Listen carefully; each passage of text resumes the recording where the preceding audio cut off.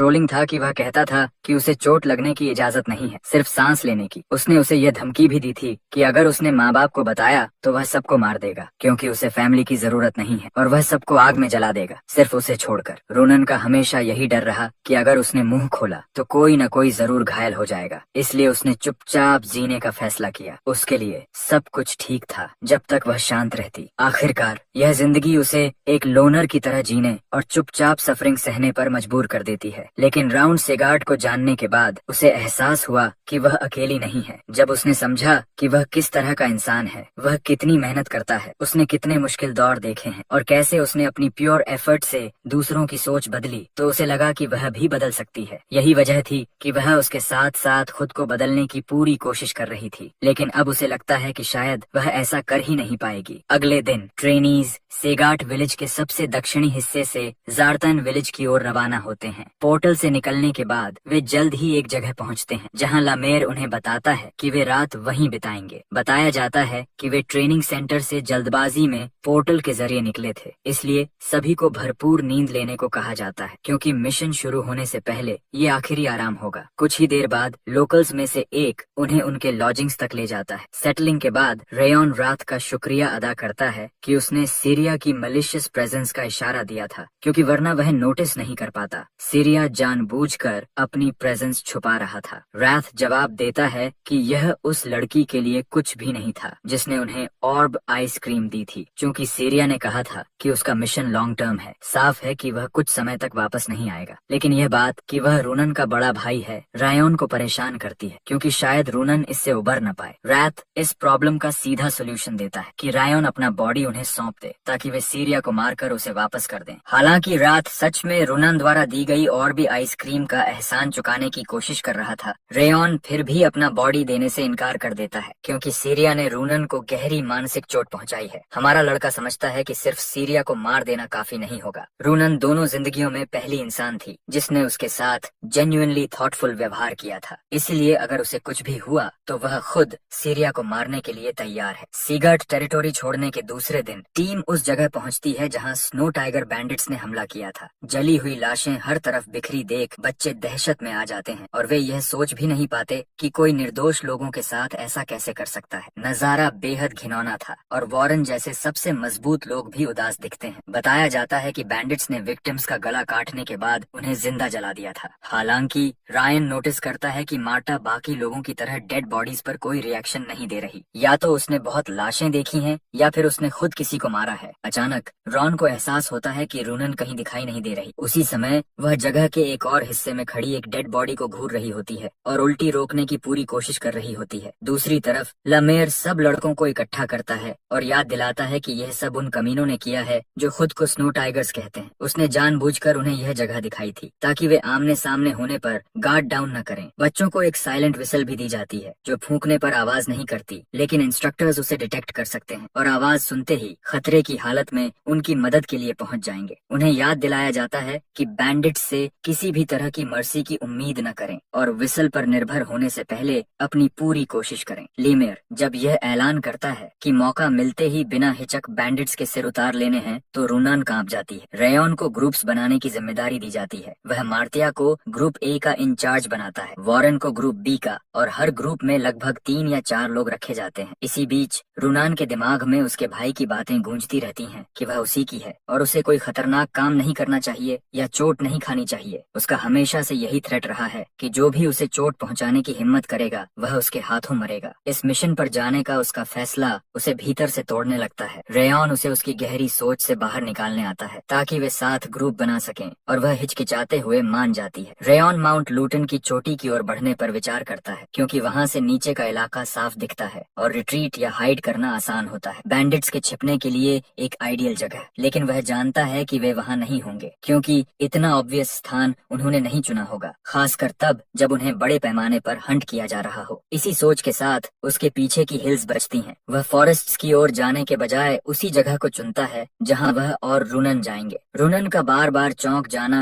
Rayon को परेशान करता है। रात उसे कुछ कहने का सुझाव देता है, लेकिन रेयन नहीं जानता कि क्या कहे, खासकर क्योंकि यह फैमिली मैटर है और वह अभी तक अपनी नई जिंदगी में माँ होने की भावना तक को ठीक से समझ नहीं पाया है। किसी और के फैमिली में दखल देना तो दूर की बात है। फिर भी वह सीरिया ने रूनन के साथ जो किया है उसे सुलझाने का मौका ढूंढने का इरादा रखता है, भले ही ऐसा मौका मिलना मुश्किल हो। हिल्स पर चढ़ने के बाद वे हिल्स के बीच एक और फॉरेस्ट खोज लेते हैं जो बाहर से दिखाई नहीं देता, बिल्कुल वैसा ही जैसा रेयन ने अंदाजा लगाया था। लगता है किसी ने जानबूझकर वहाँ जीवन के निशान ढूंढना मुश्किल बना दिया था। अगर रेयन नया होता तो यह पकड़ना मुश्किल होता, लेकिन क्योंकि वह जिंदगी भर लोगों को ट्रैक करता रहा है, बैंडिट्स की चाल उस पर काम नहीं करती। हंटर्स या आम ट्रैकर्स पर यह ट्रिक चल सकती थी, लेकिन रेयन को साफ महसूस होता है कि स्नो टाइगर बैंडिट्स का हाइड आउट पास ही है। आगे बढ़ते हुए वे कई ट्रैप्स और हिल्स के अंदर तक जाते फुटप्रिंट्स देखते हैं। बैंडिट्स को लगा था कि आउटस्कर्ट्स साफ करने के बाद कोई इतनी अंदर तक उन्हें ढूंढने नहीं आएगा। उनकी सबसे बड़ी गलती यह थी कि उन्होंने उन लोगों को कम आंका जिन्हें उन्हें ढूंढने भेजा गया था। उनके सामने ही हाइड आउट का एंट्रेंस दिखाई देता है। केव के सामने एक डिटेन्ड बच्चा हॉस्टेज की तरह खड़ा होता है। उसके साथ दो तगड़े गार्ड्स होते हैं। वे दोनों लो रैंक लगते हैं क्योंकि उनमें ऑरा नहीं दिखती, लेकिन उनके साथ एक ज्यादा स्ट्रॉन्ग गार्ड भी होता है और बाकी बैंडिट्स शायद केव के अंदर होते हैं। इस हिसाब से केव में लगभग 20 बैंडिट्स हो सकते हैं। रेयन रिट्रीट करके विसल बजाने का सोचता है ताकि रीग्रुप करके सरप्राइज अटैक किया जा सके, लेकिन हॉस्टेज बच्चा बेहद खराब हालत में लगता है और हाइपोथर्मिया से मरने वाला दिखता है। साफ है कि वह रीइंफोर्समेंट्स आने तक नहीं टिकेगा। इसलिए रेयन तय करता है कि हॉस्टेज को बचाना और सामने के गार्ड्स को चुपचाप निपटाना ही सबसे सही रास्ता है। जब रूनन हिचकिचाती है, रॉन उसे फोकस करने की कोशिश करता है और भरोसा दिलाता है कि वे बच्चे को बचा सकते हैं, लेकिन उसे उसकी मदद चाहिए। प्लान ये होता है कि सिग्नल मिलते ही वह माना से एरिया को साइलेंस करे और बाकी काम वह खुद संभालेगा। रूनन अब भी उलझी हुई लगती है, यह सोचते हुए कि क्या वह सच में बदल सकती है, लेकिन फिर भी वह कोशिश करने का फैसला करती है। वे इंतजार करते हैं जब तक गार्ड्स थक कर डिस्ट्रैक्टेड न हो जाएं। फिर रेयन सिग्नल देता है और रूनन आगे बढ़कर माना से एरिया को साइलेंस कर देती है। गार्ड्स उसे देखकर उलझन में पड़ जाते हैं कि वह कौन है। रूनन अपनी ऑरा डिस्पर्शन इस्तेमाल करती है और आसपास की हर आवाज को दबा देती है। गार्ड्स को एहसास होता है कि उनकी आवाज दूर तक नहीं जा रही और वे सोचने लगते हैं कि कोई ऑरा यूजर हाइडआउट में क्या ढूंढ रहा है। मौका मिलते ही रेयन आगे बढ़कर सामने के दो गार्ड्स पर टूट पड़ता है, इससे पहले कि स्किल्ड सोर्ड्समैन रिएक्ट कर सके।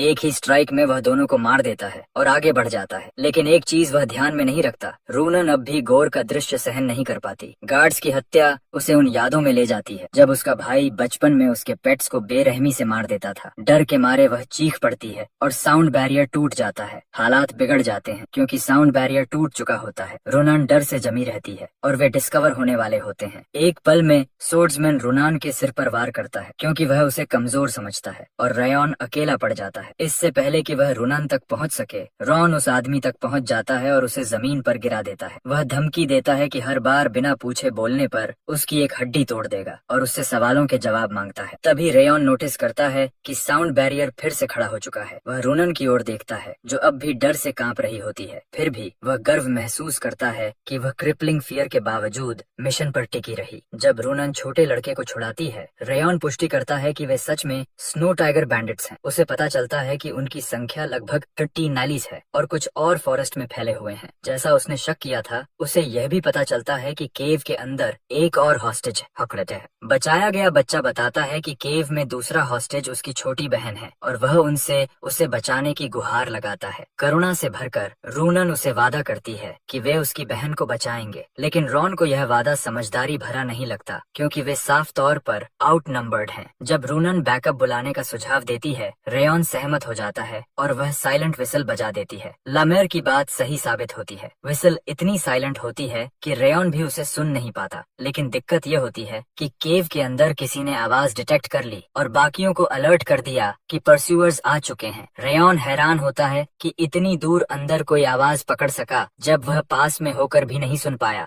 थोड़ी देर बाद कई आर्म्ड मैन केव से बाहर आते हैं और हैरान होते हैं कि इतने छोटे बच्चे इतनी दूर क्या ढूंढ रहे हैं।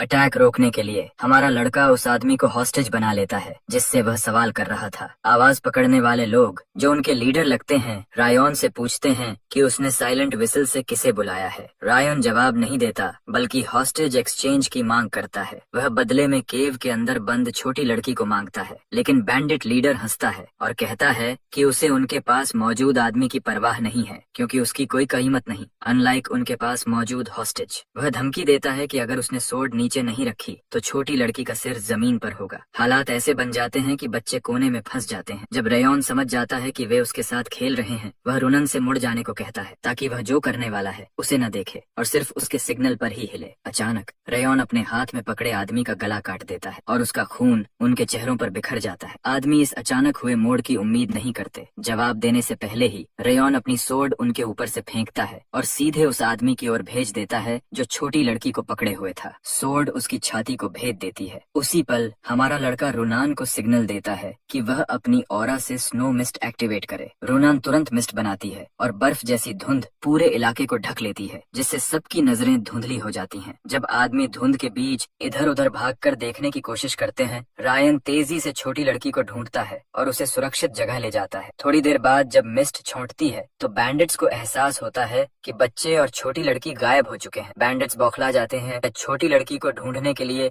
जान से मारने के इरादे से हर तरफ तलाश शुरू कर देते हैं। इसी दौरान पहाड़ी के एक और हिस्से में रेयॉन और रूनन बच्चों को सुरक्षित जगह ले जाते हैं। ठंड की वजह से बच्चे जल्द ही बेहोश हो जाते हैं, जिससे भागना और मुश्किल हो जाता है। इसके अलावा अगर वे यहाँ से चले गए तो इस बात की पूरी संभावना थी कि बैंडिट्स दूसरी किसी बस्ती पर हमला कर देंगे। इसलिए रेयॉन तय करता है कि उन्हें यहीं निपटाना बेहतर होगा। वह रूनन से कहता है कि वह पीछे रहकर बच्चों की रक्षा करे, लेकिन रूनन की नजर उसके हाथ पर बहते खून पर पड़ जाती है। हमेशा की तरह वह माचो बनते हुए कहता है कि वह तुरंत लौट आएगा, लेकिन तभी कोई उसका कपड़ा पकड़ लेता है। यह रूनन होती है जो गिड़गिड़ाते हुए कहती है कि वह न जाए क्योंकि घायल होकर लड़ना खतरनाक है। वह विनती करती है कि वे इंस्ट्रक्टर्स का इंतजार करें जो विसिल सुनकर रास्ते में ही होंगे। रेयॉन समझ जाता है कि वह डरी हुई है। वह उसके डर को समझता है, लेकिन समझाता है कि इतना डर जाना और कुछ न कर पाना उससे भी बदतर है। वह उसे याद दिलाता है कि उन कमीनों ने कितना भयानक अपराध किया है और वे गांव के हर शिकार के, उन लोगों के भी जिन्होंने आखिरी दम तक अपने घर और अपनों की रक्षा की, सबके कर्जदार हैं। वह यह भी याद दिलाता है कि अभी भी कुछ लोग जिंदा हैं, उन्हें बचाना है। आखिरकार वह उसके भाई से जुड़े उसके ट्रॉमा पर बात करने का मौका ढूंढ लेता है, यह मानते हुए कि उसे ठीक नहीं पता कि उसके भाई ने उसके साथ क्या किया। वह समझाता है कि जितना ज्यादा वह उससे डरेगी उतना ही यह डर बढ़ेगा, और अगर वह भागती रही तो यह डर उसे जिंदगी भर घसीटता रहेगा। वह शांति से सुनती रहती है जब वह उसे समझाता है कि सिर्फ वही खुद को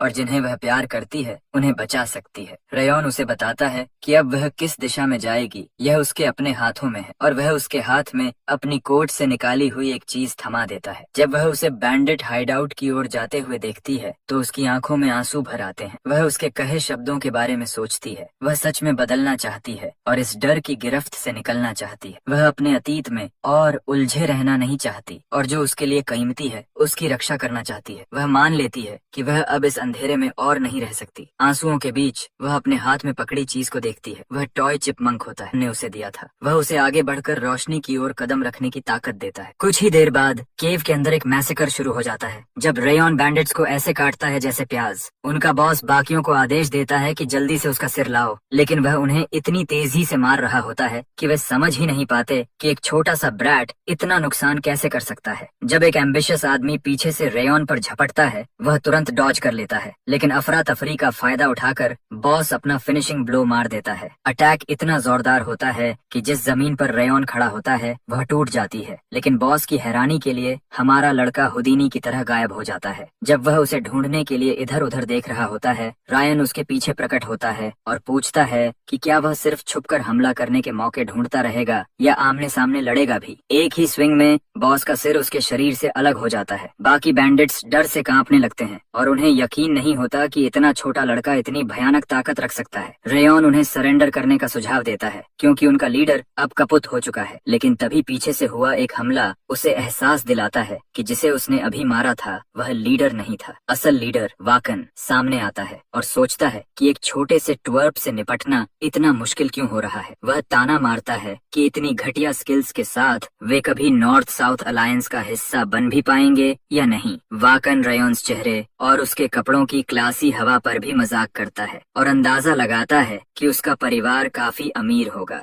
हमला करते हुए वह सोचता है कि बच्चों को हॉस्टेज बनाकर वह उनके परिवारों से ढेर सारे गिफ्ट्स वसूल पाएगा। ये आदमी कहीं ज्यादा ताकतवर निकलता है क्योंकि उसका अटैक रेयॉन को जमीन पर गिरा देता है। साफ हो जाता है कि स्नो टाइगर बैंडिट्स का असली लॉर्ड एक असली सोर्ड्समैन है। इसी बीच बाहर एक बैंडिट चिल्लाकर बताता है कि उसे लड़की और हॉस्टेजेस मिल गए हैं। बाहर अब भी कांप रही रूनन बैंडिट से खुद को बचाने की कोशिश करती है। वह लड़ने की हालत में नहीं होती और रेयॉन को चिंता होने लगती है कि उसे उसकी मदद के लिए जाना पड़ेगा। उसका ध्यान भटकना वाकन को चिढ़ा देता है, जो कहता है कि वह कहीं नहीं जा रहा और यहीं उसके साथ खेलेगा। साफ हो जाता है कि वकान को निपटाए बिना रेयॉन रूनन की मदद नहीं कर सकता। बाहर बैंडिट रूनन पर गालियां बरसाता है, खासकर इसलिए क्योंकि वह ऑरा इस्तेमाल नहीं कर पाता और उसे समझ भी नहीं पाता। वह उसका अपमान करते हुए कहता है कि साफ है कि उसने कभी किसी को नहीं मारा। वह उसे धमकाने लगता है कि हॉस्टेजेस सौंप दे और नाटक बंद करे। आदमी अपने थ्रेट में गंभीर होता है और खून बहाने के लिए उसकी ओर दौड़ता है। रूनन समझ जाती है कि बच्चों को बचाने के लिए उसे सामने वाले दुश्मन से लड़ना ही होगा। सौभाग्य से वह कोई मुश्किल ओपोनेंट नहीं होता, इसलिए वह खुद को भरोसा दिलाती है कि वह उसे काट सकती है। जब वह रेयॉन्स बातों को याद करती है, लड़ाई की गर्मी में उसके बड़े भाई की छवि अचानक सामने आ जाती है और उसे फिर से जकड़ लेती है। भाई की याद उसके मन में घुस जाती है। वह जानती है कि उसे इससे बाहर निकलना होगा, लेकिन उस दिन का डर उसे छोड़ता नहीं। यह याद उसे शक में डाल देती है कि क्या वह सच में रेयॉन जैसी बन सकती है और अपने कीमती लोगों की रक्षा कर सकती है, खासकर जब वह ऐसी स्थिति में अपनी सोर्ड ठीक से चला भी नहीं पा रही। तेज डर उसे जकड़ लेता है और वह सोचती है कि जिसने कभी किसी की रक्षा नहीं की वह कुछ कैसे कर पाएगी। तभी उसका नाम लेकर एक जोरदार आवाज उसे होश में खींच लाती है। वह कंधे के ऊपर से देखती है और रेयॉन को वकान से लड़ते हुए देखती है। वह उसकी ओर देखता है और भरोसा दिलाता है कि वह उन्हें बचा सकती है। उसके शब्दों से उसकी आंखों से फिर आंसू बहने लगते हैं और उसके मन का अंधेरा अचानक रेयॉन्स भरोसे भरी आवाज से रोशन हो जाता है। यह सब एक पल में होता है। वह आत्मविश्वास से वापस अपने अटैकर की ओर मुड़ती है, जो उसे 0.5x स्पीड में चलता हुआ दिखता है। रेयॉन द्वारा दिए गए साहस के लिए उसके दिल में कृतज्ञता उमड़ आती है और वह उसी साहस से अपने बड़े भाई की इंट्रूसिव छवि को काट डालती है। उसी पल बैंडिट उसकी ओर बढ़ता है और वह एक ही वार में उसका पेट चीर देती है। अंदर ही अंदर वह रेयॉन की हमेशा आभारी रहती है, जिसने उस पर भरोसा किया। इधर वाकन हैरान होता है कि उसका आदमी इतनी आसानी से एक ट्वर्प से हार गया। वह शिकायत करता है कि उनमें कोई ढंग का फाइटर नहीं है। रूनन को ट्वर्प कहे जाने पर रेयॉन भड़क जाता है और जवाब देता है कि रूनन ने अपने कठिन पास्ट को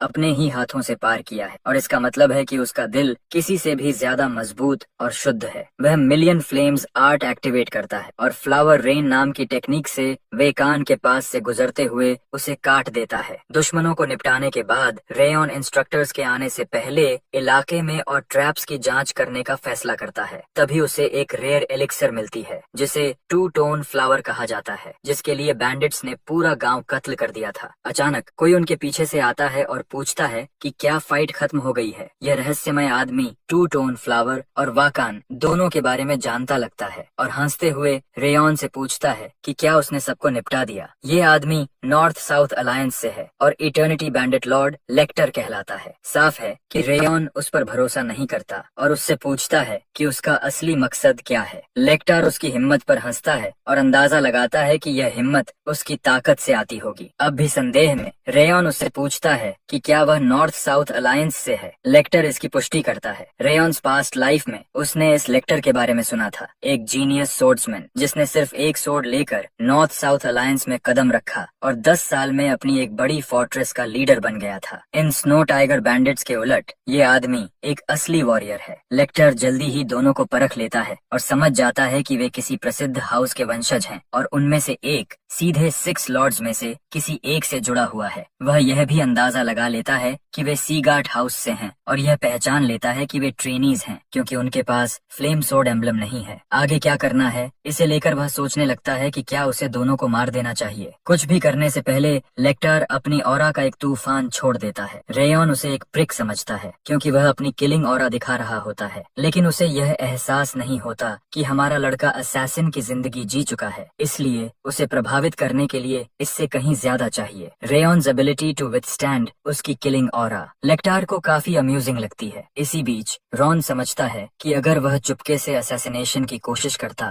तो शायद उसे मार सकता था, लेकिन मौजूदा ताकत के साथ सामने से लड़कर जीतने की संभावना बहुत कम है। इसके बावजूद हमारा लड़का पीछे हटने का मन नहीं बनाता। वह अपनी ब्लेड निकालता है और अपने ओपोनेंट को भी ऐसा करने को कहता है। लेक्टर मुस्कुराता है और रेयॉन को याद दिलाता है कि अगर उसने उसका सामना किया तो वह मर जाएगा। रेयॉन सहमति में कहता है कि दुनिया का यही ऑब्वियस नियम है, कमजोर मरते हैं। उसकी यह बात लेक्टर को और मनोरंजक लगती है और वह सोचता है कि कौन सा बच्चा ऐसी अजीब बातें करता है। अचानक रेयॉन्स डिटर्मिन्ड स्पिरिट लेक्टर का मन बदल देता है और उसे लगता है कि यहाँ उसे मार देना अफसोस की बात होगी। जब रेयॉन जवाब देता है कि वॉरियर अपनी मौत का समय या जगह नहीं चुनता तो लेक्टर और भी अम्यूज्ड हो जाता है। वह सोचता है कि कहीं यह बच्चा कोट्स वाली किताबें तो नहीं पढ़ रहा और शक करता है कि क्या यह सच में बच्चा है भी या नहीं। लेक्टर ये भी बताता है कि वह आज पीछे हटने का फैसला सिर्फ उसकी बातों की वजह से नहीं कर रहा, बल्कि इसलिए भी क्योंकि एक फियर्स विंड काफी देर से उन्हें देख रही है। फियर्स विंड से उसका क्या मतलब है यह रेयॉन को समझ नहीं आता, लेकिन लेक्टर अचानक पीछे कूद जाता है और रेयॉन से उसका नाम पूछता है। रेयॉन आत्मविश्वास से अपना नाम बताता है। लेक्टर कहता है कि वह उस दिन का बेसब्री से इंतजार कर रहा है जब उसका नाम माउंट टुर्किन और रवाइल रिवर तक गूंजने लगेगा। इतना कहकर वह अचानक नजरों से ओझल हो जाता है। इसके बाद हमारा लड़का तय करता है कि उन्हें बच्चों को लेकर तुरंत यहाँ से निकलना चाहिए और रूनन सहमति में सिर हिलाती है। जाने से पहले रूनन अचानक उससे पूछती है कि क्या उसने अच्छा किया। यह सवाल आर को चौंका देता है और वह खुशी से कहता है कि वह सबसे बेहतरीन थी। बहुत लंबे समय बाद रूनन मुस्कुराती है। वे स्नो टाइगर बैंडिट लीडर का सिर लेकर कैंप लौटते हैं। यह देखकर वॉरेन और मार्टा नाराज हो जाते हैं कि वे फिर से पीछे रह गए और एक्शन मिस कर बैठे, लेकिन लियमीर उन्हें समझाने की कोशिश करता है कि यह एक टीम एफर्ट था। माहौल हल्का करने के लिए लियमीर अपनी पहली मिशन की कहानी सुनाने लगता है। यह सुनकर हमेशा घमंडी रैथ बीच में कूद पड़ता है और बताने लगता है कि उसने अपनी पहली लड़ाई में एक पूरा पैलेस बर्फ में जमा दिया था, जो लियमीर की उपलब्धि से कहीं ज्यादा था। स्लोर्न हाउस रेस्क्यूड बच्चों को अपने यहाँ रखने के लिए मान जाता है क्योंकि अब वे ऑर्फन्स बन चुके हैं। ऐसा लगता है कि यह फैसला रूनन की बच्चों के प्रति लाइकिंग से प्रभावित था। घर लौटने के बाद रूनन और रेयॉन को लॉर्ड ग्लेन के पास बुलाया जाता है। लॉर्ड ग्लेन उन्हें मिशन में उनकी भूमिका के लिए ब्रॉन्ज मेडेलियन देता है। वह दोनों की तारीफ भी करता है, जो रेयॉन को हैरान कर देता है। वह यहाँ तक अनुमति दे देता है कि बैटल में मिली 2 टोन फ्लावर रेयॉन अपने पास रख सकता है। इसके बाद सब कुछ काफी स्मूथली चलता हुआ लगता है। अजीब बात सिर्फ तब होती है जब रेयॉन घर पहुँचता है और एनेक्स से डोरियन को बाहर निकलते देखता है। पूछने पर डोरियन बताता है कि लेडी सिल्विया ने उसे मिशन के बाद बुलाया था ताकि वहाँ क्या हुआ उसका समरी दे सके। यह बात रायन को बिल्कुल पसंद नहीं आती क्योंकि वह नहीं चाहता कि उसकी माँ को पता चले कि उसने उसी दिन कई लोगों को मार दिया था। इसी बीच उसे पता चलता है कि हमेशा की तरह इम्परसेप्टिव रहने वाला डोरियन उसे हर छोटी बड़ी बात बता चुका है। जब रेयॉन अंदर जाता है तो उसे हेलेन और उसकी घबराई हुई माँ मिलती हैं। वह कुछ कहे जाने से पहले ही हकलाते हुए खुद का बचाव करने लगता है क्योंकि उसे यकीन होता है कि अगर उसकी माँ को पता चला कि वह अकेले बैंडिट्स को मारने गया था तो बात यहीं खत्म नहीं होगी। लेकिन वह कुछ समझा पाए उससे पहले ही सिल्विया उसे गले लगाने को कहती है और भरोसा दिलाती है कि उसने बहुत अच्छा किया। उसकी प्रतिक्रिया उसे चौंका देती है। सिल्विया उसके चेहरे के भाव से समझ जाती है कि वह सोच रहा था कि उसे डांट पड़ेगी। वह उसे बताती है कि सीगार्ड फाउंडर ने कमजोरों की रक्षा के लिए अपनी तलवार उठाई थी और उसके बाद से सीगार्ड्स भी कमजोरों की रक्षा करते आ रहे हैं। वह बताती है कि उसका अपना लक्ष्य भी ओरिजिनल सीगार्ड्स की तरह सोच रखने वाला सोर्ड्समैन बनना था, इसलिए वह कभी भी हॉस्टेजेस को बचाने के लिए जान जोखिम में डालने पर उसे डांटेगी नहीं। रेयॉन के लिए यह और भी चौंकाने वाली बात होती है जब दोनों महिलाएं यह जताती हैं कि कहानी सुनकर उन्हें उस पर कितना गर्व है। हेलेन तो यहाँ तक कह देती है कि वह मेन हाउस में इस बारे में शेखी बघारेगी। यह सब अब भी रेयॉन को समझ नहीं आता और वह इसे इंसानी भावनाओं की जटिलता मानकर छोड़ देता है। फिर भी वह डोरियन को उसके बड़े मुंह के लिए सबक सिखाने का मन बना लेता है। इधर रूनन के घर पर वह बैटलफील्ड में रेयॉन द्वारा दी गई डॉल से खेल रही होती है और उससे जुड़ी याद उसे मुस्कुराने पर मजबूर कर देती है। उसके मन में बस यही चलता रहता है कि अगली बार मिलने पर वह रेयॉन का धन्यवाद कैसे करेगी। ट्रेनिंग सेंटर में लियमीर उस दिन की घटनाओं को याद करता है। पता चलता है कि लेक्टार के साथ रेयॉन्स कन्फ्रंटेशन के दौरान वह एक चट्टान के पीछे छिपा हुआ था और सब सुन रहा था। यह याद उसके चेहरे पर मुस्कान ले आती है क्योंकि बहुत समय बाद उसे अपने मास्टर को लेकर वही एहसास हुआ था। उसे लगता है कि नए राजा का बीज अब अंकुरित हो चुका है। कुछ समय बाद हाउस रॉबर्ट के मेन एस्टेट में लॉर्ड डारियस एक किताब में लिखता हुआ दिखाई देता है। लिखते लिखते वह अपने हाथ में खुले जख्म से बहते खून को देखता है और सोचता है कि वर्षों पहले रेयॉन के साथ हुई उसकी झड़प में लगा घाव अब तक तक क्यों नहीं भरा। अब 17 साल हो चुके हैं जब उसने रेयन को खत्म किया था। उसने बेहतरीन एलिक्सर्स पिए, कुशल फिजिशियंस और प्रसिद्ध प्रीस्ट्स बुलाए, लेकिन कोई भी उस सोड मार्क को मिटा नहीं सका। किसी कारण से वह घाव न तो भरता है और न ही बिगड़ता है। वह उसी हालत में रहता है जैसे पहली बार लगा था, मानो उसे उस दिन की याद दिलाने के लिए। दारियस को लगता है कि रेयन्स डेड स्पिरिट याद किया जाना चाहता है, लेकिन वह अतीत में नहीं उलझना चाहता। दूसरी खबर यह है कि डारियस की लाइफ डिजायर जल्द ही पूरी होने वाली है। इसी बीच सिस्टम रेयन को नोटिफाई करता है कि कर्स ऑफ बिटर फ्रॉस्ट का एक स्ट्रैंड गायब हो गया है। उसकी मिलियन फ्लेम्स टेक्निक 3 स्टार्स तक पहुंच गई है और चिल ऑफ बिटर फ्रॉस्ट की क्वालिटी भी बढ़ गई है। रात के साथ वेजर में मिली स्नो फ्लावर सेंस भी 3 स्टार्स हो गई है। फायर रेजिस्टेंस भी बढ़ गई है और वह सोड एक्सपर्ट तक पहुंच गया है, भले ही बिगिनर लेवल पर ही क्यों न हो। और भी कई चीजें बढ़ी हैं, ऑरा यूजेज स्पीड, सभी स्किल स्टैट्स, सोड आर्ट्स प्रोफिशिएंसी और वॉक टेक्निक प्रोफिशिएंसी। ये सोचकर उसका दिल खुश हो जाता है कि आखिरकार वह सोर्ड्समैनशिप में एक्सपर्ट लेवल तक पहुंचा है, भले ही शुरुआत भर ही क्यों न हो। हमेशा की तरह राथ उसका मजा किरकिरा कर देता है और कहता है कि सोर्ड मास्टर्स भी उसके सामने मियर बग्स हैं और यह लेसर सोर्ड एक्सपर्ट तो कुछ भी नहीं। रेयन पलटकर कहता है कि पूरे कॉन्टिनेंट में भी 15 साल की उम्र में एक्सपर्ट लेवल तक पहुंचना रेयर है, लेकिन रात अपनी बदजबानी जारी रखता है और कहता है कि उम्र चाहे जो भी हो, कमजोरी कमजोरी ही होती है। हैरानी की बात यह है कि रायन उससे पूरी तरह सहमत हो जाता है और खुश होता है कि कम से कम वह इस बात को मानता है कि वह ग्रो कर रहा है। यह बात रात को और भड़का देती है और वह कहता है कि वह कभी किसी मियर ह्यूमन को एक्नॉलेज नहीं करेगा। रात की आवाज में आई हल्की सी कांप को देखकर रेयन समझ जाता है कि कुछ गड़बड़ है और उसकी आत्मा के मन में झांकने की कोशिश करता है। ऐसी इंसोलेंस रात को और गुस्सा दिला देती है, क्योंकि उसे बुरा लगता है कि कोई मियर ह्यूमन उसकी रॉयल्टी के आर पार देखने की कोशिश करे। जब रात हमेशा की तरह उसे निगल जाने की धमकी देता है तो रेयन मजाक में कहता है कि डीमन वर्ल्ड की तरह पहले अपनी ताकत वापस पाले, नहीं तो कहीं वह खुद उसे न निगल जाए। रात के पास्ट की बात निकलते ही वह यादों में खो जाता है और बताने लगता है कि कैसे लेसर डीमंस उसके कासल आकर लड़ाई शुरू करते थे। जब रायन समझ जाता है कि यह कहानी कहाँ जा रही है तो वह तुरंत खुद को एग्जेम्प्ट कर लेता है और स्ट्रेच करने चला जाता है। कुछ समय बाद ट्रेनिंग हॉल के अंदर लमेर अचानक उस दिन की ट्रेनिंग रोक देता है क्योंकि उसे बाहर जाना होता है। वह यह कहते हुए प्रोटेस्ट करता है कि उन्हें 20 एक्स्ट्रा मिनट्स ट्रेनिंग करनी चाहिए थी, क्योंकि लमेर उस दिन 20 मिनट्स लेट आया था। आरोपों के बावजूद लमेर उन्हें डिसमिस कर देता है और कहता है कि वह यह सब कल करवा देगा। इससे वॉरेन को वह एक गैर जिम्मेदार एल्फ लगने लगता है। जब सब कुछ रैप अप हो जाता है, रैन चोर ड्यूटी पर लगे लोगों को ट्रेनिंग रूम साफ करने की याद दिलाता है। थोड़ी देर बाद चोर ड्यूटी पर मौजूद डोरियन काम शुरू करने की तैयारी करता है। तभी मार्टा की मौजूदगी उसे चौंका देती है और वह सोचती है कि क्या वह इतनी जोर से इसलिए चीख रहा है क्योंकि उसे उसके साथ क्लीनिंग करनी पड़ रही है। हालांकि डोरियन कहता है कि ऐसा नहीं है और उसके साथ क्लीनिंग करना उसके लिए सम्मान की बात है, लेकिन मार्टा उसकी बात पर यकीन नहीं करती। वह कुछ और बच्चों को ट्रेनिंग हॉल से डरा धमका कर बाहर निकाल देती है ताकि वह शांति से अपनी क्लीनिंग कर सके। साफ दिखता है कि रेयन ही इकलौता है जिसके साथ वह ठीक से पेश आती है। लमेर दोबारा आता है और वही बात नोटिस करता है और बताता है कि वह वापस इसलिए आया है क्योंकि वह उन्हें एक बेहद जरूरी बात बताना भूल गया था। जब सब इकट्ठा होते हैं, स्टूडेंट्स को पता चलता है कि उन्हें उनका दूसरा मिशन मिल गया है और पूरा कमरा सन्नाटे में डूब जाता है। उनकी पहली मिशन के बाद से आधा साल बीत चुका है और रेयन के लिए बिना मिशन के इतना वक्त गुजारना बहुत ज्यादा है। बताया जाता है कि सिगार टेरिटरी के साउथ ईस्ट में स्थित सीबू विलेज के आसपास ऑर्क्स दिखाई दिए हैं। उनका मिशन सीबू विलेज जाना और ऑर्क्स को निपटाना है ताकि गांव और उसके निवासी सुरक्षित रह सकें। कुछ ट्रेनीज ऑर्क रेड की बात सुनकर उत्साहित हो जाते हैं क्योंकि आखिरकार वे अपनी तलवार को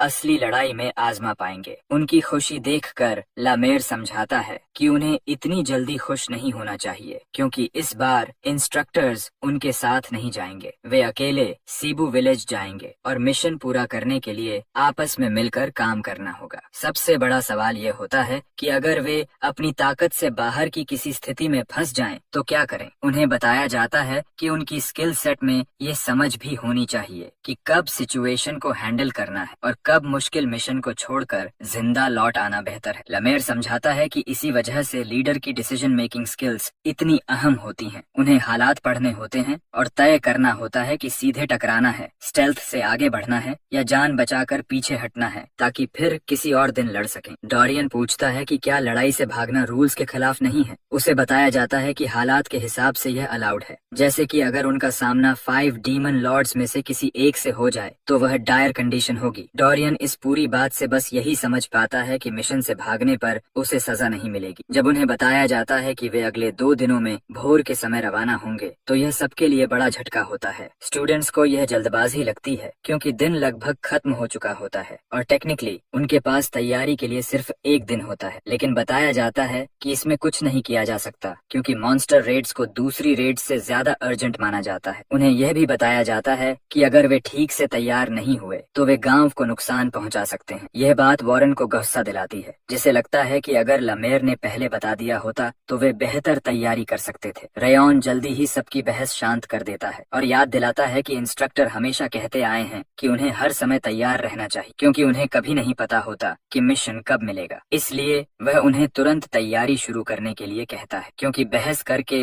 वे सिर्फ वक्त बर्बाद कर रहे हैं। उसकी बातें कई ट्रेनीज को छू जाती हैं और वे तय करते हैं कि बेकार चिंता करने के बजाय आगे बढ़ना बेहतर है। रेयॉन्स लीडरशिप देखकर लमेर खुश होता है। बच्चों को यह भी बताया जाता है कि ऑर्क्स उनकी उम्मीद से कहीं ज्यादा फियर्स और स्ट्रांग होते हैं और वे अब तक जिन ओपोनेंट्स से लड़े हैं उनसे उनकी तुलना नहीं की जा सकती क्योंकि उनका आकार बहुत बड़ा होता है। वे हॉर्ड्स में चलते हैं, इसलिए ट्रेनीज को एक साथ कई ओपोनेंट्स से लड़ना पड़ेगा। लमेर सलाह देता है कि उनसे हेड ऑन लड़ना सबसे अच्छा तरीका नहीं होगा, इसके बजाय डॉजिंग पर फोकस करके लड़ना ज्यादा फायदेमंद रहेगा, खासकर इसलिए क्योंकि उन्होंने वॉक टेक्निक सीख ली है। 2 दिन बाद ट्रेनिंग सेंटर में सुबह होते ही वे मिशन के लिए निकलते हैं। रॉन नोटिस करता है कि सीगार्ड ने उन्हें लाइट वेट मैजिक से एन्चांटेड छोटे बैग्स दिए हैं, जिसे वह इस बात का इशारा मानता है कि वे ज्यादा तैयारी की परवाह नहीं करते। उसे यह अच्छा लगता है कि उन्हें सब कुछ खुद फिगर आउट करने की आजादी दी जा रही है क्योंकि यही उसका स्टाइल है। हमेशा की तरह रात आकर उसे ताना मारता है कि वह कितना एरोगेंट है जो सबको अपनी जरूरतों पर ध्यान देने की उम्मीद करता है। रेयॉन भी पलटकर ताना मारता है कि रात ने कुछ समय पहले उससे स्टैट्स चुरा लिए थे। इसी नोकझोंक के दौरान दरवाजे पर नॉक होती है। रेयॉन किसी की उम्मीद नहीं कर रहा होता, इसलिए दरवाजे पर अपनी माँ को देखकर चौंक जाता है। वह गुस्से से उसे घूरती है और पूछती है कि वह एनेक्स आकर यह बताने क्यों नहीं आया कि वह मिशन पर जा रहा है। रेयॉन हैरान होता है कि उसे कैसे पता चला और उसे शक होता है कि डोरियन ने फिर से बता दिया होगा, लेकिन पता चलता है कि इस बार लामेर ने बताया था, डोरियन ने नहीं,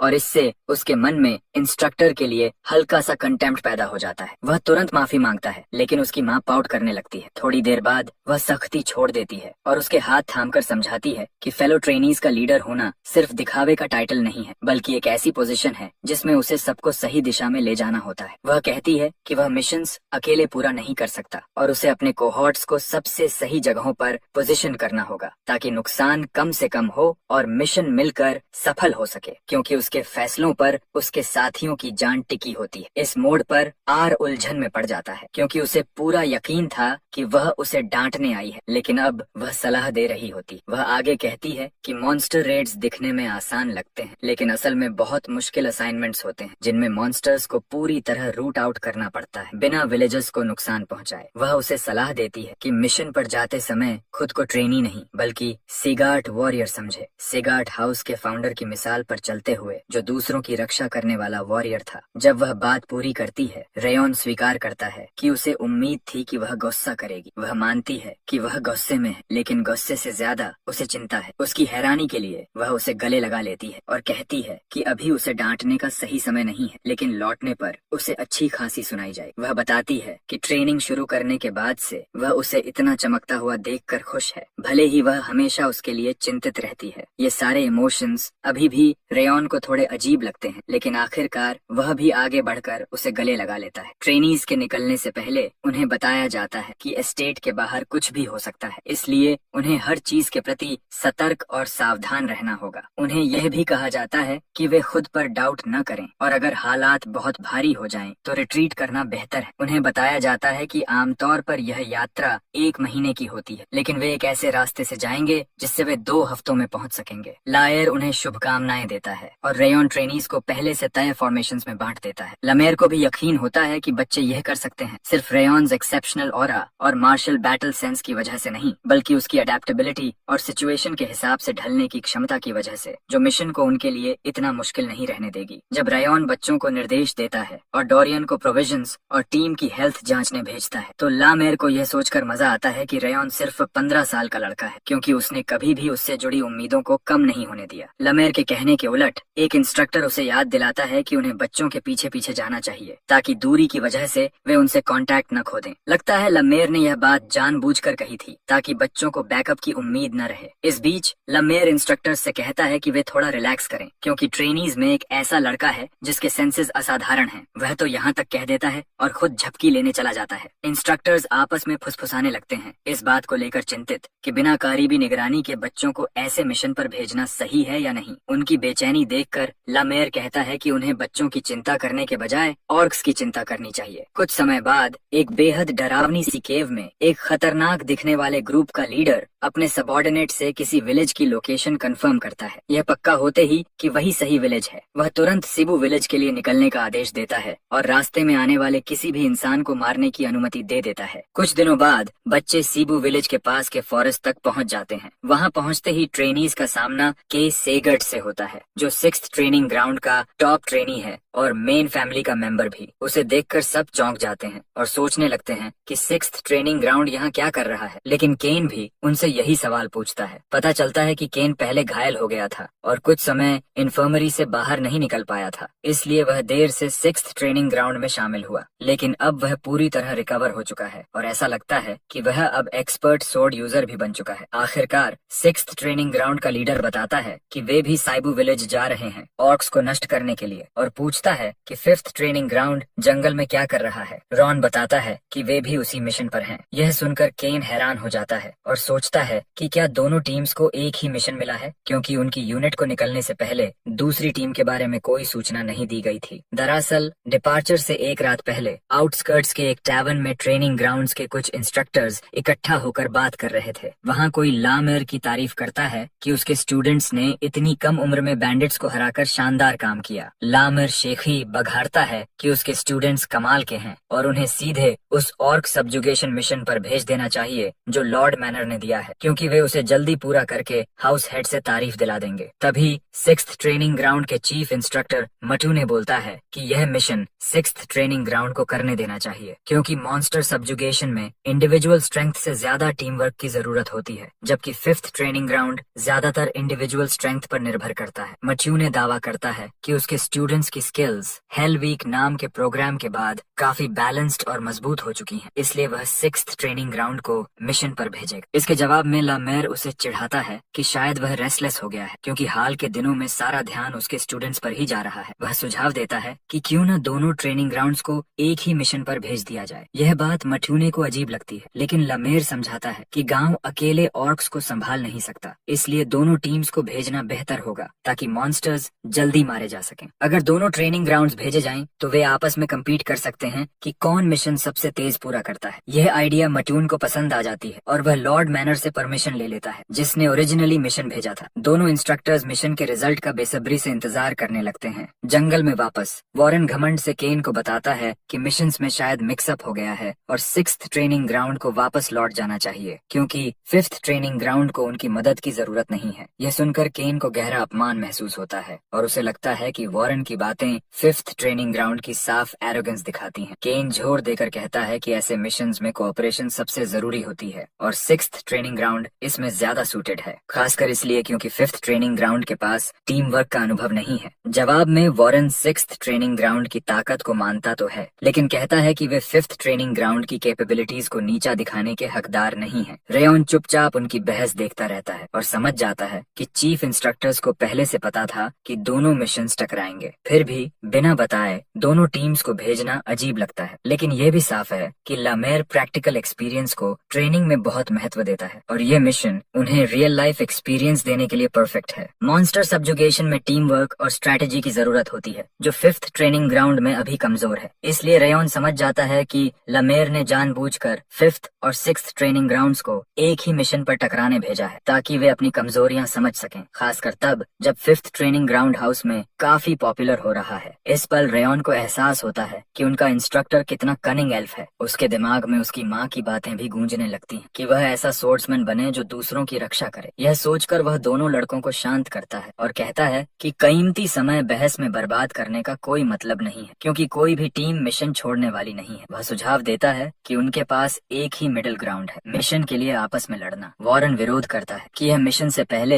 एनर्जी की बर्बादी होगी, खासकर जब उन्हें नहीं पता कि आगे क्या होने वाला है। लेकिन चूंकि 6th ट्रेनिंग ग्राउंड भी पीछे हटने को तैयार तैयार नहीं है और फिफ्थ भी नहीं, रेयॉन एक और सॉल्यूशन देता है। वह कहता है कि ऑर्क्स की संख्या काफी ज्यादा होगी, इसलिए दोनों टीम्स मिलकर मिशन कर सकती हैं। ड्यूएल का विनर सब्जुगेशन मिशन को लीड करेगा और लूजर असिस्ट करेगा। वे ऑर्क्स की चेन ऑफ कमांड तोड़ेंगे, उनके चीफ को मारकर, और फिर मिशन के अनुसार आगे बढ़ेंगे। अगर लीडिंग ग्राउंड फेल होता है तो असिस्टिंग ग्राउंड को मिशन पूरा करने का मौका मिलेगा। केन को यह प्लान समझदारी भरा लगता है और वह सहमत हो जाता है। इसके बाद दोनों टीम्स फुल फोर्स से लड़ने के लिए तैयार हो जाती हैं ताकि तय हो सके कि लीडर कौन होगा। थोड़ी देर में सब अपने फाइटिंग गियर पहन लेते हैं। विनिंग कंडीशन आसान रखी जाती है, या तो अपोजिंग टीम के सभी मेंबर्स को इनकैपेसिटेट करना या उनका फ्लैग कैप्चर करना। जब रेयॉन स्ट्रेटेजी पर बात करना चाहता है तो वैनगार्ड की लीडर मार्टा सुनती ही नहीं, क्योंकि उसे पूरा भरोसा है कि सामने वाले वीकलिंग्स हैं। वह उन्हें पीछे बैठकर देखने को कहती है और दावा करती है कि वह अकेले सबको हरा देगी। अगले ही पल वह फ्रंट गार्ड कर रहे 3 ओपोनेंट्स पर टूट पड़ती है और कहती है कि वीक लोगों के खिलाफ माइंड गेम्स की जरूरत नहीं। हमेशा की तरह वह ब्रूट स्ट्रेंथ के साथ चार्ज करती है, जबकि रेयॉन अपने स्नो फ्लावर परसेप्शन स्किल की बढ़ी हुई सेंसेस से बैटलफील्ड को स्कैन करता है। रोनान को चिंता होती है कि बिना स्ट्रेटेजी के क्या वे जीत पाएंगे। रेयॉन बताता है कि अगर वह स्ट्रेटेजी बनाए भी तो कोई सुनेगा नहीं, क्योंकि सब अपनी ताकत पर जरूरत से ज्यादा भरोसा कर रहे हैं। जब रूनन पूछती है कि क्या वे जीत सकते हैं, रेयॉन साफ कहता है कि मार्टा, वॉरेन और जो बच्चे पहले अटैक में भागे हैं वे जरूर हारेंगे और यह एक साइडेड बैटल होगा। उसकी बात सच साबित होती है। मार्टा ओपोनेंट्स की डिफेंस तोड़ने में बुरी तरह स्ट्रगल करने लगती है, जबकि वे सिर्फ एक सिंपल पिरामिड फॉर्मेशन में खड़े होते हैं। जैसे जैसे बैटल तेज होता है, दूसरी टीम का वैनगार्ड लीडर उसे याद दिलाता है कि वह इस दुनिया की मेन कैरेक्टर नहीं है और उन्हें हल्के में नहीं लेना चाहिए। मार्टा के लिए यह बड़ा झटका होता है जब फिफ्थ ट्रेनिंग ग्राउंड के फाइटर्स को पीछे हटना पड़ता है और वे पहाड़ के अपने साइड में रिट्रीट कर जाते हैं। वैनगार्ड के लौटने पर रेयॉन उन्हें साफ दिखाता है कि हालात उनकी सोच से कहीं ज्यादा मुश्किल है। वह उन पर सेल्फ डिल्यूजन और यह मान लेने का आरोप लगाता है कि दुनिया उनकी ट्रेनिंग के दौरान बदलना बंद कर चुकी थी। वह बताता है कि ओवन किंगडम से हारने के बाद भी उन्होंने यह मान लिया था कि वे जीत ही जाएंगे। वह साफ करता है कि बिना स्ट्रेटेजी और टीम वर्क के लड़ने का यही नतीजा होता है। उन्होंने ओपोनेंट्स को नीचा समझकर बेवजह ऑरा और स्टैमिना बर्बाद कर दी, जबकि सामने वाले भी हर दिन ट्रेनिंग करते हैं। सब चुपचाप डांट सुनते हैं। रेयॉन ऐलान करता है कि अभी भी उनके पास कंपटीशन जीतने का मौका है। जब मार्टा आखिरकार सुनने को तैयार होती है, रेयॉन उसकी आंखों में आग देखता है और उसे पसंद आता है। वह उन्हें जीत का रास्ता दिखाने लगता है। इस बीच सिक्स्थ ट्रेनिंग ग्राउंड के वैनगार्ड ट्रेनीज हैरान होते हैं कि फिफ्थ ट्रेनिंग ग्राउंड उतना खास नहीं निकला जितना उन्होंने सुना था, लेकिन उनका लीडर उन्हें गार्ड डाउन न करने की चेतावनी देता है, क्योंकि यही टीम हाल ही में स्नो टाइगर ग्रुप को खत्म कर चुकी है, जो ग्रेट साउथ नॉर्थ यूनियन से जुड़ा हुआ था। इसी दौरान मार्टा दोबारा सामने आती है और वैनगार्ड लीडर उसे हमेशा के लिए खत्म करने का इरादा कर लेता है। मार्टा हमेशा की तरह कॉकी उसे चेतावनी देती है कि ज्यादा बोलने पर चोट लगेगी और सीधे उन पर चार्ज कर देती है। दूसरी टीम का वैनगार्ड लीडर तुरंत अपनी टीम को फ्रंट पर ऑरा कंसंट्रेट करने का आदेश देता है, लेकिन वह तब चौंक जाता है जब मार्टा फ्रंट की बजाय साइड पर हमला करती है, जहां डिफेंस कमजोर होता है।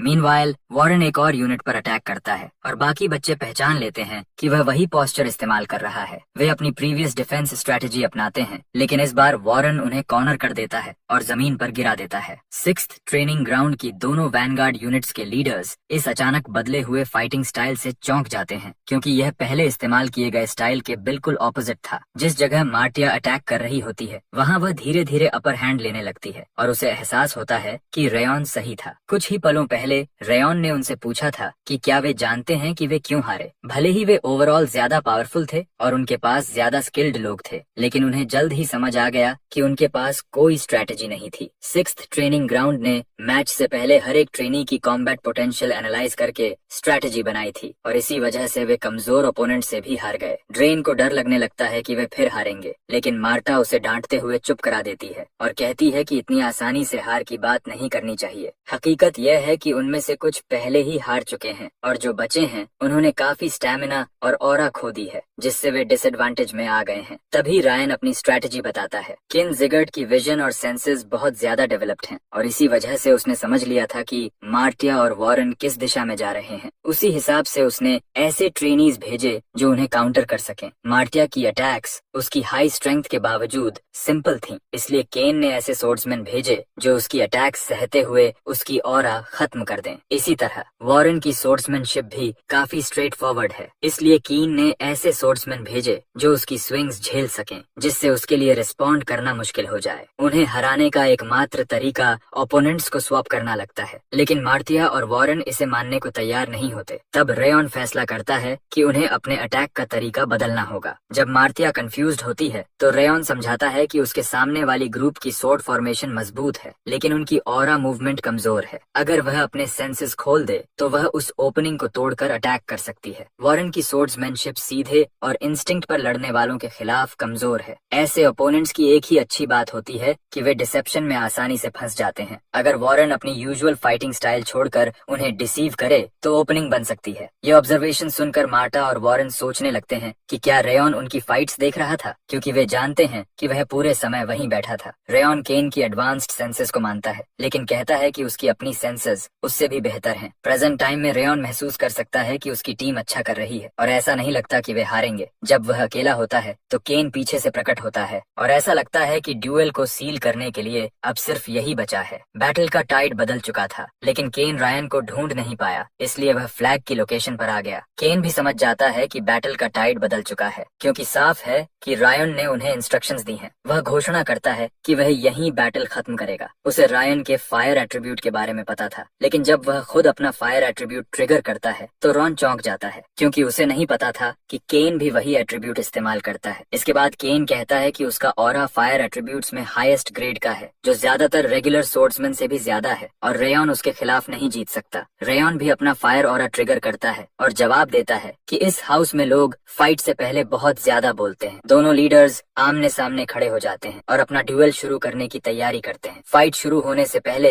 रेयॉन वादा करता है कि वह केन को दिखाएगा कि उसकी फ्लेम कैसे उसकी फ्लेम को डिवावर करेगी। एक पल में ही वह रिडिकुलस स्पीड से केन की तरफ डैश करता है, जिससे केन उसकी स्पीड और फ्लेम इंटेंसिटी से चौंक जाता है। हालांकि केन को यकीन होता है कि रेयॉन्स ऑरा उससे कमजोर है, फिर भी वह सावधानी बरतते हुए पीछे कूद जाता है, क्योंकि उसने सुना था कि रेयॉन्स फ्लेम्स ने रेयॉन और ओवन के प्रिंस को भी हराया था। लेकिन उसे भरोसा होता है कि वह ज्यादा पावरफुल है, इसलिए वह फायर से फायर टकराने के लिए वापस अटैक करता है। जैसे ही दोनों की सोर्ड्स टकराती हैं, रेयॉन सोर्ड से एक ब्राइट गोल्डन फ्लेम निकलती है और केन को घेर लेती है। केन को तुरंत समझ आ जाता है कि कुछ गलत है। जब गोल्डन फ्लेम्स उसका चेहरा काटने लगती हैं और उसकी फ्लेम्स डिवावर होने लगती हैं, उसके लिए यह इम्पॉसिबल होना चाहिए था। लेकिन रेयॉन उसकी हालत की परवाह किए बिना और आगे बढ़ता है और उसे खत्म करने के लिए स्ट्रॉन्गर अटैक करता है। केन किसी तरह ब्लॉक कर लेता है, लेकिन ऑरा का इम्पैक्ट इतना भयानक होता है कि फील्ड में एक बड़ा एक्सप्लोजन हो जाता है। स्मोक साफ होने के बाद केन जमीन पर पड़ा दिखाई देता है और रायन तलवार हाथ में लिए उसके ऊपर खड़ा होता है। जब बाकी टीम के मेंबर्स लौटते हैं तो वे केन को अपने कैंप में देखकर हैरान हो जाते हैं। राउंड बताता है कि वह यहाँ इसलिए है क्योंकि उसने प्लान बनाया था कि केन पर अटैक करना ही बैटल का टाइड पलटने का सबसे आसान तरीका होगा। सब हैरान होते हैं कि आर ने केन के आने की प्रिडिक्शन भी कर ली थी। साथ ही उसने जो टिप्स दिए उन्हीं की वजह से वे अपनी इंडिविजुअल बैटल्स जीत पाए, वरना वे हार जाते। मार्टा भी मान लेती है कि जीत उसकी इंस्ट्रक्शंस की वजह से हुई और अगर उसके ऑर्डर्स गलत होते तो वह उन्हें मानना बंद कर देती। एक बार फिर सभी उसे 5th ट्रेनिंग ग्राउंड का टॉप ट्रेनी मान लेते हैं और भविष्य में बिना शिकायत उसके ऑर्डर्स मानने की कसम खाते हैं। रेयॉन खुश होता है कि उन्होंने इतने कम समय में ग्रोथ दिखाई है। वह कहता है कि यही 5th ट्रेनिंग का सही तरीका है। आखिर में वह सभी की तारीफ करता है और याद दिलाता है कि आज का लेसन ये है कि ग्राउंडलेस प्राइड और एरोगेंस जो बिना स्ट्रैटेजी के एक्शन कराता है, रियल बैटल में जाने ले सकता है। राउंड बच्चों से कहता है कि आज के एक्सपीरियंस को मत भूलना। दूर खड़ा केन चुपचाप राउंड को देखता रहता है। जब रेयॉन बताता है कि देर हो चुकी है और वे जंगल में कैंप करेंगे और टीम्स बनाकर कैंप साइट और वॉच की जिम्मेदारी बांटने को कहता है, तब केन को एहसास होता है कि रेयॉन उसकी सोच से कहीं ज्यादा कॉम्पिटेंट है। केन ने सोचा था कि 5th ट्रेनिंग ग्राउंड एरोगेंट है, लेकिन असल में एरोगेंट वह खुद था। आखिरकार वह रायन के पास आता है और हैंडशेक करता है, लेसन के लिए धन्यवाद देता है। वह मानता है कि उसे आखिरी पल तक गार्ड नहीं गिराना चाहिए था और फेलियर की हालत में दूसरा प्लान भी तैयार रखना चाहिए था। 5th ट्रेनिंग ग्राउंड के बारे में फैली रूमर्स पर भरोसा करके उसने कमांड्स और प्राइवेट ड्यूएल को गंभीरता से नहीं लिया। वह स्वीकार करता है कि उसकी सुपीरियर स्ट्रेंथ की फीलिंग सिर्फ एरोगेंस थी और उसने बहुत कुछ सीखा है। उसकी बातों से रेयॉन्स चेहरे पर मुस्कान आ जाती है। उसे लगता है कि केन का कैरेक्टर मेन फैमिली के बाकी मेंबर्स से बेहतर है जिनसे वह अब तक मिला है।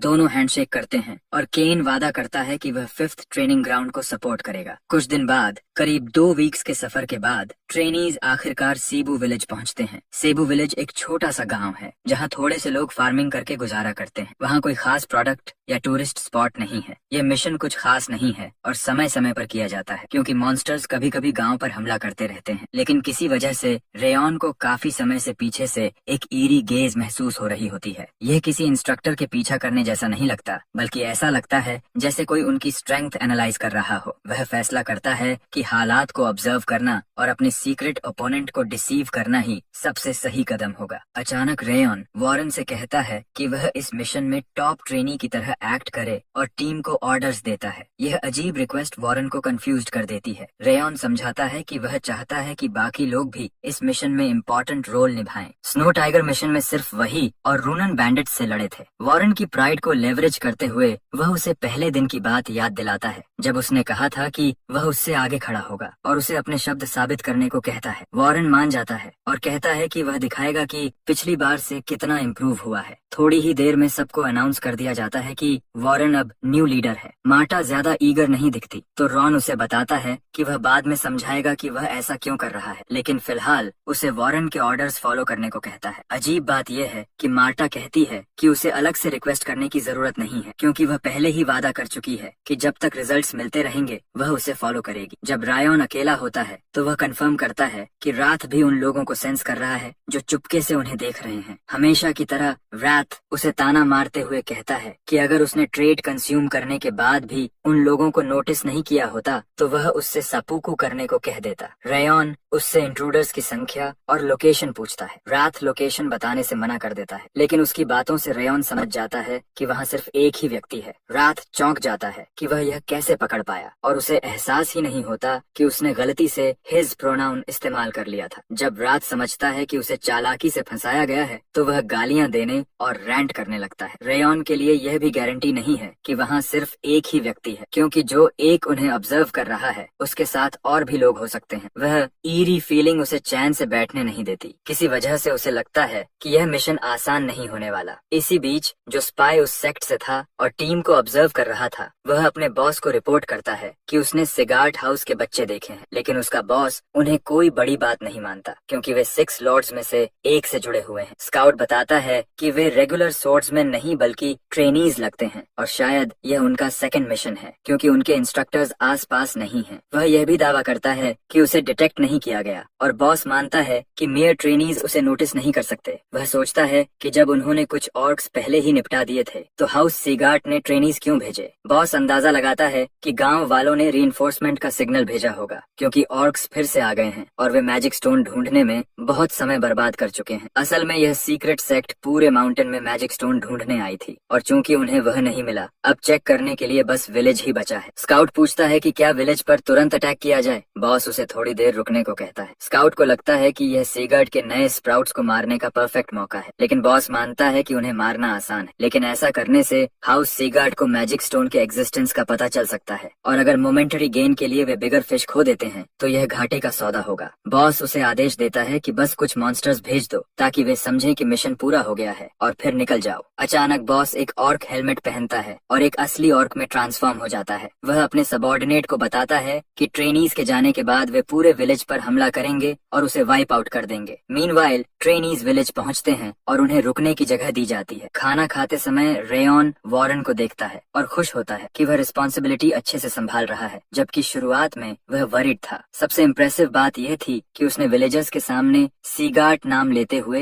एरोगेंस नहीं दिखाई और मिशन को प्रायोरिटी देते हुए विलेज चीफ और लोगों को रियश्योर किया। लेकिन रेयॉन को एहसास होता है कि अभी असली चिंता वॉरेन नहीं है, क्योंकि वह और बाकी लोग बिना ज्यादा दिक्कत मॉन्स्टर्स को संभाल सकते हैं, बल्कि वह मिस्टीरियस गेज है जो विलेज के पास महसूस हो रही थी। किसी वजह से जैसे ही वे विलेज में दाखिल हुए, वह गेज माउंटेन की तरफ गायब हो गई। रेयॉन सोचता है कि क्या यह हाउस द्वारा तैयार किया गया सीक्रेट ट्रायल है या किसी और की साजिश। जो भी हो, सच्चाई जानने के लिए उसे अगले दिन तक इंतजार करना होगा। उसी दिन पहले ग्रुप ने माउंटेन में कुछ अलग फुटप्रिंट्स देखे थे जो मॉन्स्टर्स की मौजूदगी का संकेत देते थे। विलेज चीफ बताता है कि इस मौसम में मॉन्स्टर्स आमतौर पर दिखाई देते हैं, लेकिन इस साल उनकी संख्या 3 गुना हो गई है और विलेजर्स के लिए उन्हें संभालना नामुमकिन हो गया है। उसके मुताबिक उन्होंने कम से कम 100 मॉन्स्टर्स देखे हैं और 200 से ज्यादा अभी सामने नहीं आए हैं क्योंकि बच्चे माउंटेन के लेआउट से परिचित नहीं हैं। चीफ वादा करता है कि अगली सुबह निकलने से पहले वह विलेज के सबसे तेज आदमी को गाइड के रूप में तैयार करेगा। अगली सुबह कनबार नाम का सीबू माउंटेन गाइड ट्रेनीज को माउंटेन के अंदर ले जाता है। किसी वजह से वह सीगार्ड एक्सटर्मिनेशन स्क्वाड की मदद करने में उतना खुश नहीं लगता जितना चीफ ने कहा था। रेयन उसकी बेचैनी नोटिस करता है और उसे भरोसा दिलाता है कि वे उसे बिना किसी चोट के वापस लाएंगे। मीनवाइल वॉरेन बाकी लोगों को बताता है कि ऑर्क्स बाकी मॉन्स्टर्स से ओवरऑल ज्यादा स्ट्रांग होते हैं, लेकिन गॉब्लिन्स और कोबॉल्ट्स पॉइजन जैसे डर्टी ट्रिक्स इस्तेमाल करते हैं। इसी वजह से गार्ड डाउन नहीं कर सकते क्योंकि उन मॉन्स्टर्स से लगी छोटी सी चोट भी मौत का कारण बन सकती है। वॉरेन 6th ट्रेनिंग ग्राउंड को बैरियर बनाने का आदेश देता है ताकि जो मॉन्स्टर्स निकलें उन्हें वहीं खत्म किया जा सके और कीन तुरंत ओबे करता है। वे एक्सटर्मिनेशन शुरू करते हैं और सिगार्ड की ताकत दिखाने के लिए आगे बढ़ते हैं। जैसे ही वे चिल्लाते हुए आगे बढ़ते हैं, राथ रैंट करता है कि ट्रेनीज इडियट्स हैं क्योंकि सरप्राइज अटैक की तैयारी के बाद भी उन्होंने चिल्लाकर अपनी लोकेशन रिवील कर दी। रेयन को लगता है कि वे पहली लड़ाई का टेंशन निकालने के लिए ऐसा कर रहे हैं, इसलिए यह समझ में आता है। राथ को समझ नहीं आता कि रॉन सेज की तरह क्यों बोल रहा है जबकि यह उसकी भी पहली मॉन्स्टर एक्सटर्मिनेशन मिशन होनी चाहिए, लेकिन वह बिल्कुल नर्वस नहीं दिखता। उसे रेयन एक सीजन्ड वॉरियर लगता है जिसने सैकड़ों बैटल्स देखी हो। थोड़ी ही देर में ट्रेनीज कई ऑर्क्स से टकराते हैं और स्लॉटर शुरू हो जाता है। जैसे ही मार्टिया हेड ऑन चार्ज करने वाली होती है, वॉरेन उसे पहले गॉब्लिन्स और कोबॉल्ट्स को निपटाने और उसके बाद ऑर्क्स पर हमला करने की याद दिलाता है। किसी तरह 2 ऑर्क्स 6th ट्रेनिंग ग्रुप के बनाए सर्कल को ब्रीच कर लेते हैं और रॉन और कानबार की तरफ बढ़ते हैं। कानबार बुरी तरह डर जाता है और चिल्लाता है कि उसे उनके साथ नहीं आना चाहिए था। रेयन शांति से पहले ऑर्क के पास से डैश करता है और उसे संभलने का मौका दिए बिना उसकी गर्दन काट देता है। दूसरे ऑर्क के ब्लेड उठाने से पहले ही वह उसके पास से गुजरता है और उसका गला भी काट देता है। दोनों ऑर्क के शव उसके पास आकर गिरते हैं। घबराया हुआ कानबार जो जमीन पर गिर चुका था सोचता है कि अचानक क्या हो गया। खुशकिस्मती से कानबार को कोई चोट नहीं आती जिससे रेयन को राहत मिलती है। अचानक रेयन उससे पूछता है कि क्या इस माउंटेन से जुड़ी कोई एंशिएंट लेजेंड है, किसी महान ट्रेजर या मॉन्स्टर के बारे में। कानबार बताता है कि कुछ 100 साल पहले की एक लेजेंड है जिसमें वेस्ट के गॉब्लिन किंग ने नाइट ऑर्डर से इसी माउंटेन पर लड़ाई की थी। कहानी के मुताबिक गॉब्लिन किंग की रिंग अभी भी इसी माउंटेन में दबी हुई है। यह सुनकर रेयन चौंक जाता है और उसे आखिरकार समझ आता है कि वह ईरी गेज किस वजह से महसूस कर रहा था। इसका संबंध ईडन नाम की सेक्ट से है। वे कॉन्टिनेंट की डार्कनेस के पिलर्स में से एक है जिन्हें 5 डीमंस कहा जाता है। ईडन लूनेटिक्स का समूह है जो मैडनेस में फर्स्ट आने की होड़ करते हैं। उनका लक्ष्य रेस्टोरेशन है और वे मानते हैं कि 1000 साल पहले जब मॉन्स्टर्स दुनिया पर राज करते थे वही पैराडाइज था। वे मॉन्स्टर गॉड को रिवाइव करना चाहते हैं ताकि उस ईरा को वापस लाया जा सके। अगर उनके पास बस यही होता तो उन्हें कब का खत्म कर दिया गया होता, लेकिन ये सेक्ट मॉन्स्टर्स को टेमर्स की तरह कंट्रोल कर सकती है। वे इंसानी शरीर से मॉन्स्टर्स की एबिलिटीज इस्तेमाल कर सकते हैं और उनकी ताकत सी कार्ड के लिए भी खतरा है। उनकी अजीब पावर एक सीक्रेट है जिसे कॉन्टिनेंट के प्रेस्टिजियस हाउसेस भी नहीं जानते, लेकिन रेयन इस मेथड को जानता है क्योंकि असैसिन रहते हुए उसने डारियस रॉबर्ट के साथ समय बिताया था। डारियस के मिशन पर उसने ईडन से टक्कर ली थी और उस लड़ाई में उसके साथ आए सारे शैडोज मारे गए थे। वह अकेला सर्वाइवर बचा था। अजीब बात यह थी कि डारियस को शुरू से पता था कि ईडन मैजिक स्टोन्स इस्तेमाल करता है, और यह और भी अजीब है कि 6 लॉर्ड्स में से एक होने के बावजूद उसने यह बात बाकी हाउसेस के लॉर्ड्स को नहीं बताई। जब रात अचानक रेयन के अंदर उभरते गहरे क्रोध को महसूस करता है तो वह फिर प्रकट होता है और उसे गाली देते हुए पूछता है कि वह क्या सोच रहा है। तभी रेयन समझ जाता है कि दारूस के बारे में सोचते हुए उसके इमोशंस फिर से अनस्टेबल हो गए हैं, तो वह खुद को शांत करता है और सामने मौजूद सच्चाई पर ध्यान देता है। ईडन कांडबार की कहानी के अनुसार ईडन का उद्देश्य सबसे अधिक संभावना से गॉब्लिन किंग का मैजिक स्टोन ढूंढना है जो सैकड़ों साल पहले जंगल में गॉब्लिन किंग की मौत के बाद वहीं रह गया था। वे मैजिक स्टोन के पीछे हैं क्योंकि उसमें बहुत बड़ी मात्रा में माना मौजूद है। अगर सच में उनका सामना ईडन से है तो उसे समझ आता है कि उन्होंने मॉन्स्टर्स भेजे होंगे ताकि ट्रेनीज को लगे कि मिशन पूरा हो गया है और वे इलाका छोड़ दें, जिससे मैजिक स्टोन की खोज में कोई रुकावट न बने। इसी बीच बैटलफील्ड पर वॉरेन एक विशाल ऑर्क देखता है जिसे वह बॉस मानता है और उसे एक ही वार में खत्म करने आगे बढ़ता है, लेकिन अप्रत्याशित रूप से मार्टा जिद में आकर उससे पहले ही मॉन्स्टर को नष्ट कर देती है। बॉस के मरते ही वॉरेन दूसरों को इशारा करता है कि बाकी छोटे एनिमीज को साफ कर दें, जिससे पूरी टीम उत्साहित हो जाती है। दूसरी ओर रैन कैंडबार से पूछता है कि गॉब्लिन किंग की मौत के बाद क्या पहाड़ पर कोई जेम या ट्रेजर दिखाई दिया था। कैंडबार बताता है कि जब वह बच्चा था तब एक दिन विलेज चीफ पहाड़ पर गया और शिखर से एक रेड जेम लेकर आया। रेयन जब जेम की लोकेशन पूछता है तो कैंडबार कहता है कि लोगों को ठीक ठीक पता नहीं है, लेकिन उसे पूरा यकीन है कि वह विलेज चीफ के घर की फर्श के नीचे दबी हुई है। अजीब बात यह थी कि जेम लाने के बाद पूरा गांव गर्म हो गया। यह सुनकर रेयॉन डर जाता है क्योंकि स्थिति उसकी सोच से कहीं ज्यादा गंभीर लगती है। अगर ईडन पहाड़ में मैजिक स्टोन नहीं ढूंढ पाया तो सीबू विलेज पूरी तरह नष्ट हो जाएगा। बैटलफील्ड पर ट्रेनीज सभी ऑर्क्स को साफ कर देते हैं और एक्सटर्मिनेशन असाइनमेंट पूरा करते हैं। काम खत्म होने के बाद चीफ उनका धन्यवाद करता है और कहता है कि उनकी स्किल्स सच में सीगार्ट नाम के योग्य हैं। इस दौरान रेयॉन चुपचाप सब देखता रहता है। तभी मार्टा उससे पूछती है कि क्या यही वह लक्ष्य था जिसे वह हासिल करना चाहता था, और कहती है कि उसे अब भी समझ नहीं आता कि उसने वॉरेन से रोल क्यों बदला। रेयॉन जवाब देता है कि वह अभी निश्चित नहीं है, लेकिन सही समय आने पर बताएगा। इसके बावजूद वह मिशन के अंत तक उसके आदेश मानने का वादा करती है। कुछ देर बाद रुनान उसे अकेले में ढूंढ लेती है। उसे लगता है कि रेयॉन किसी बात को लेकर परेशान है क्योंकि उसका मूड ठीक नहीं दिखता। रेयॉन बात छिपाने की कोशिश करता है और कहता है कि उन्हें विलेज चीफ के बैंकेट में चलना चाहिए, लेकिन उसके दिमाग में यही चल रहा होता है कि ईडन तब तक कोई एक्शन नहीं लेगा जब तक वे विलेज नहीं छोड़ देते और उनके निकलते ही मॉन्स्टर्स भेज देगा। अगले दिन सेबू विलेज के बाहर ट्रेनीज विदा लेते हैं। वॉरेन अब तक मिशन में हुई अच्छी बातों को याद करता है।